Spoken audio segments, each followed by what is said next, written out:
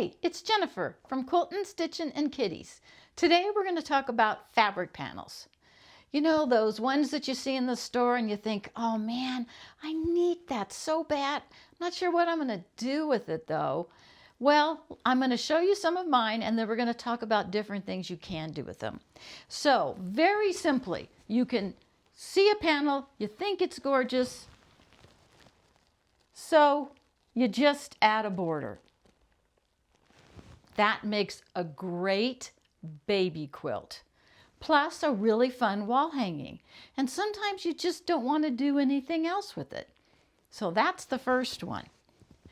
The second one, my favorite part, is actually the back. No, that's not true. I love the front too. But it's got these cute little kitties, plus a little black-faced kitty. So cute. But this was a gorgeous panel, and my friend gave it to me, and I looked at it for a long time, and finally I did the same thing. I just added a border to the outside because it was so pretty on its own. The next one is a fall one, so of course I had to put nice fall leaves on the back.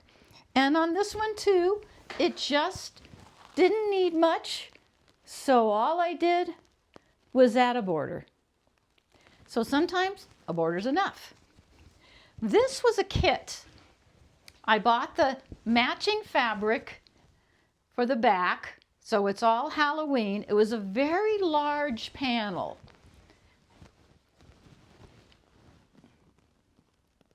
But you added to the panel, which went all the way up to here, you added this strip.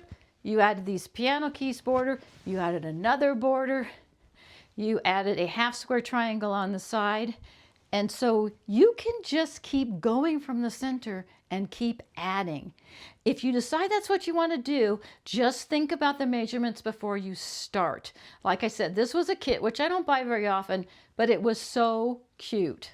Now, sometimes you see a panel, you still don't know what to do with it. I decided that this needs to be a Christmas quilt for a kid. Just too cute. So it looks almost finished. So in this case, because of the fact that it's got this as borders on the outside, I'm just going to bind it. So that's okay too. This will make a really nice charity quilt for a kid. And I got a couple more here.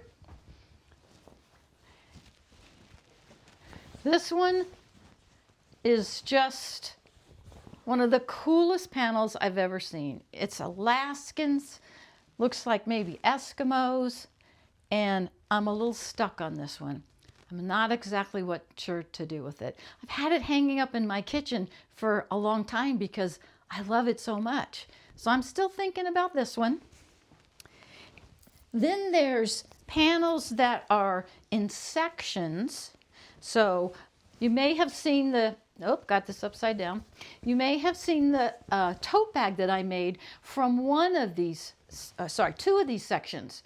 One was a moth, and can't even remember what the other one now. It ended up going to a friend. And this also has this little border on the side, which I'm going to use for something, but I'm definitely going to make another tote.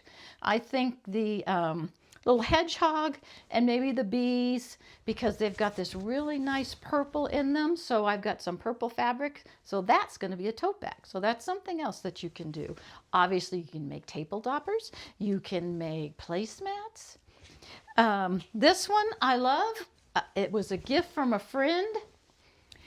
And it's got lots of possibilities. So I'm still debating on this one. You can definitely do cushions. So you can make a cushion. You can put squares like this in the corner. You can surround them with a shadow block. So there are lots of things that you can do with panels. So when you look for one, and you find something you really love, if there's some matching fabric to go with it, I always suggest buying at least a half a yard. That'll do a binding, or maybe some corners, or maybe a border. But if you find something you love, just go for it. Because they're not super expensive and they're definitely a lot of fun.